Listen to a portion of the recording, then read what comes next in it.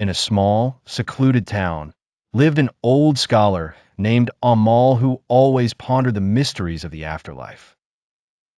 His house was filled with ancient scripts and books that delve into the spiritual journey that one embarked upon after passing away.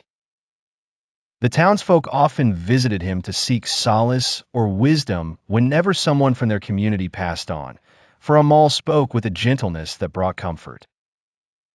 One chilly evening, as the sun sunk behind the hills, Amal sat with a group of curious villagers gathered around a crackling fire.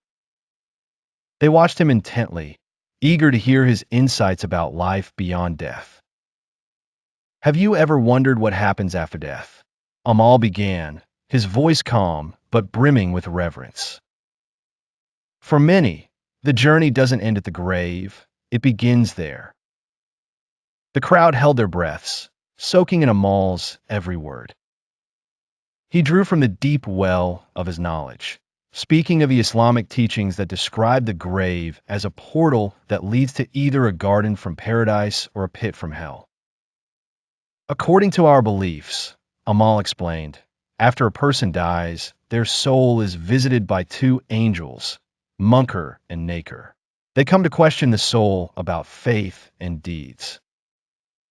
Amal glanced around, ensuring that his audience grasped the gravity of his words.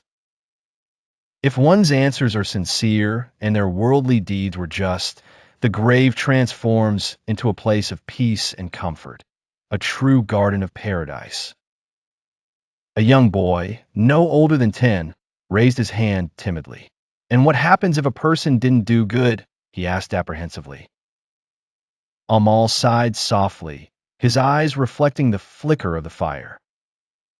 For those who rejected truth and led a life devoid of righteousness, the grave becomes harrowing, like a pit from hell, until the day of judgment. He continued, his voice losing none of its compassion. The villagers murmured amongst themselves, contemplating the path they walked in life.